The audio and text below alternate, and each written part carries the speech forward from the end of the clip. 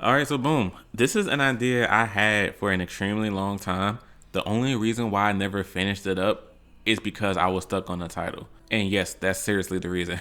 I've had this idea and I had no clue what to call it, so I never did anything. But I finally settled on 5 lyrics rappers thought you didn't understand. Do you guys know how a rapper will say a line and then right afterwards be like, get it? Or they'll say, if you didn't get that last line, then like da da da. And then the line itself would be something that wasn't even that hard to get. That's what this video is going to be about. 5 times a rapper said a bar and then they was like, get it? They just said something to you to make you, because they think the listener is going to go back and like replay the line or something. I'm not saying a rapper saying get it makes a bar automatically trash, but it does have a big effect on it. Personally, for me, it can make a fire bar go down to like, like, yeah, I got it. Like, and I thought it was fire, but now you kind of messing it up by asking me if I got it. And then for a trash bar, if you say get it, that makes it so much worse because it's like, yes, nigga, I got it the first time and you can keep rapping, go ahead. So it's all around annoying to me. You don't have to worry about hearing any get it lines in the song Levi by C Rose 321. I'm colossal when I'm moving, got that armor when you see me. I'm like armor when I'm thinking, so it's hard to really see me. See, wrong is wrong, and nigga, I know it, but my arm is strong, so I gotta keep going. My commander, I'm Irwin, gotta man up, I'm working.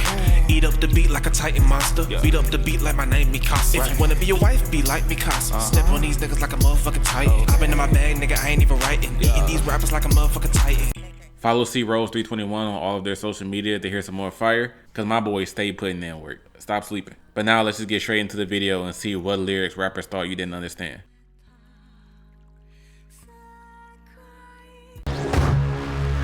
So while we sitting in the car, she sucked my dick listening to Young and May and Gucci Man. What that mean? I guess that I'm her Uber driver.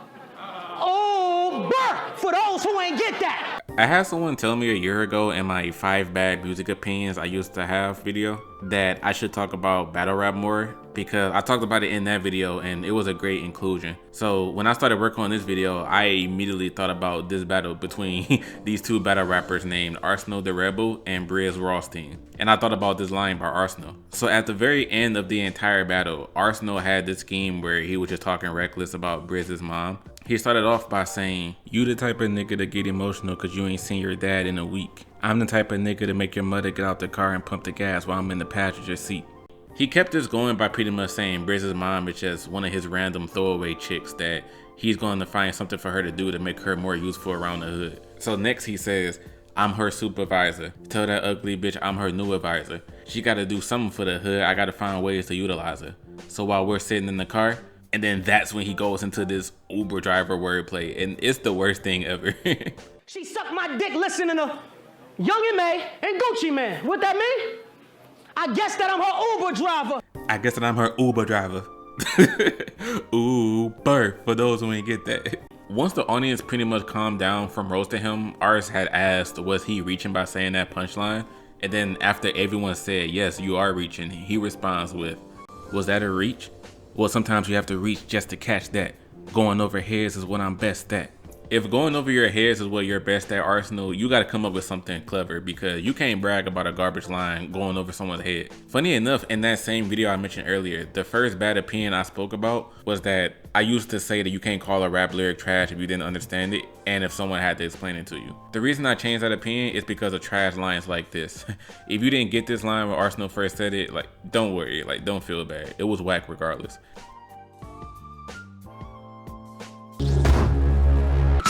I do me, leave us alone. Won't you do you and go hump a clone? Get it? Hey. This is actually one of the first instances where I heard someone do this in a rap song. This song came out in like 09 or 2010, and I remember hearing it and going, why did this dude just ask me, did I get what he said? Like, what was that for? Like, I got the bar, I was just confused on why he was asking me if I got it. This song is just Legacy and Ben J, better known as the New Boys, pretty much defending the way they dress. Because they revitalized jerking, like wearing skinny jeans and whatnot, one of the biggest complaints they were getting is like, why are their jeans so tight? Oh my God, why they jeans so tight? Oh my God, why they jeans so tight? So they're just asking for all the smoke in this song and saying like, yeah, I rock skinny jeans. So what? If you got something to say about it, like, what's up then?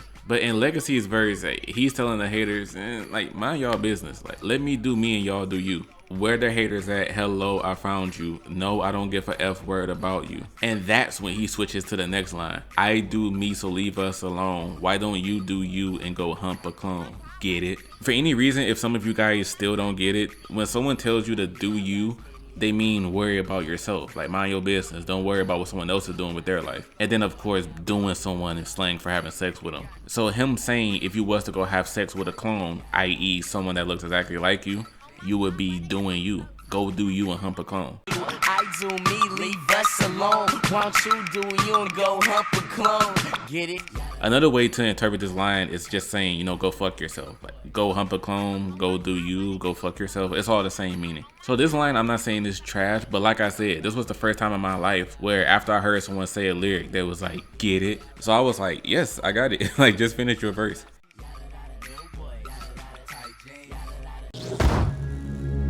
Never did anything illegal for a payroll. So without Cain, I was always able. Get it? After I made fun of Big Sean in my last video, I couldn't help but talk about him again.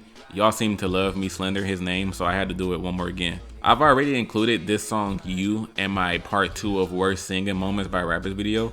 But like I said, I've been working on this video for so long that I already had this next lyric like in the chamber. I was already ready to pull the trigger. The song itself is like a song of Sean saying that he knows whatever decision he makes in life, he knows he got people that got his back, whether that be his family or the city of Detroit in general. He knows he got people backing him up. In the first verse, Sean says how he's never going to stop rapping until he's considered the best artist on a good music label.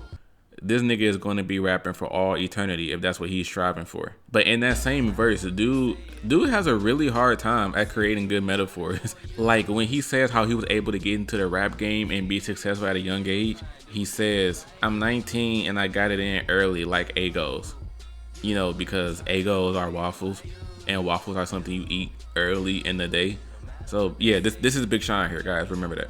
Right after that, he mentions how he was able to make a lot of money and become successful without having to do anything illegal in life. He never had to sell drugs, never had to kill anybody, etc. He focuses in on the drug part for this next punchline.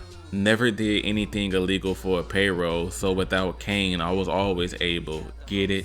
So without selling cocaine, I was always able to get money anyway. The other part of the metaphor is the biblical reference of the brothers Cain and Abel. I'm seriously not about to explain who they are. Like, if you don't get it, then you don't get it. What I will say is though, the two things don't go together at all.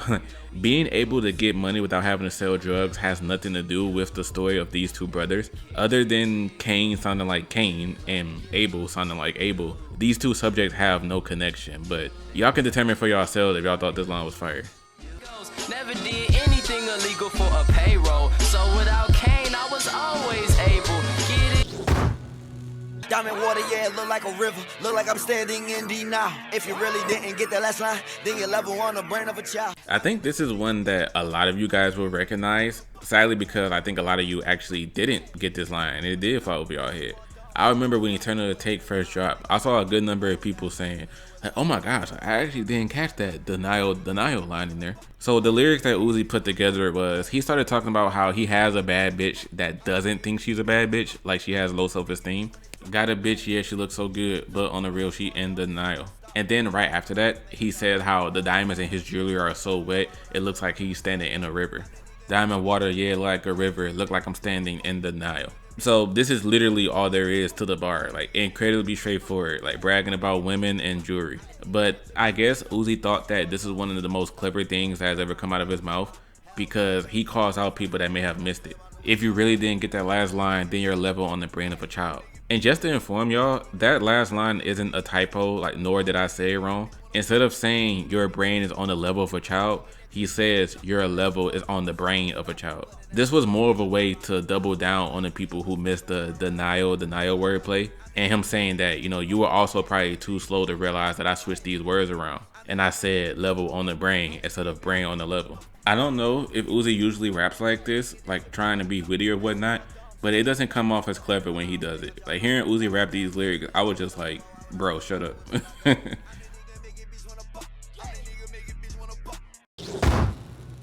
So ugly, money is so handsome. This the fucking anthem, get it? the fucking anthem. Even though this is a Big Sean song, I won't be talking about his punk ass here. But he's gotten enough smoke from me in the past 2 videos. I'm here to talk about the man that made everyone's life worse by bringing Sean into the rap game, Kanye West. Really quick, I wanted to say, we not gonna act like this song isn't as fire as it is because of Roscoe Dash. Y'all better stop disrespecting Roscoe and calling him garbage like he hasn't lifted y'all's spirits and brought y'all bangers. The song Marvin Gaye and Chardonnay, although it doesn't sound like one, it is a sex song. They're all talking about setting the mood in the bedroom by having some Chardonnay to drink for the ladies and putting on some Marvin Gaye music to make her feel comfortable. Pretty simple meaning. In Kanye's verse, however, I swear there are times where Kanye really isn't that good of a lyricist and he says a lot of nonsense. Like in here, why my pants sag off because I'm rapping my ass off. I'm rapping my ass off, so that's why my pants are falling down. Like this is so stupid. And then right after that, we get to the lyric that's in this video. My flow so ugly, money so handsome. This is the fucking anthem. Get it? The fucking anthem. He first uses the F word as filler, you know, like this song is a fucking anthem. But then he goes like, wait, like get it? Like it's a fucking anthem because the song is about sex. And then he throws that little ha at the end of his verse to add a little sting to it. Get it? The anthem. Early in the game.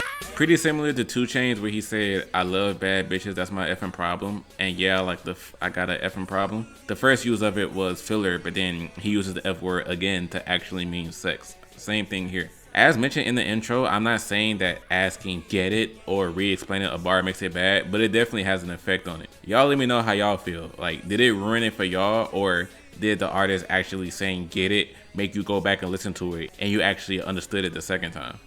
Outro, outro,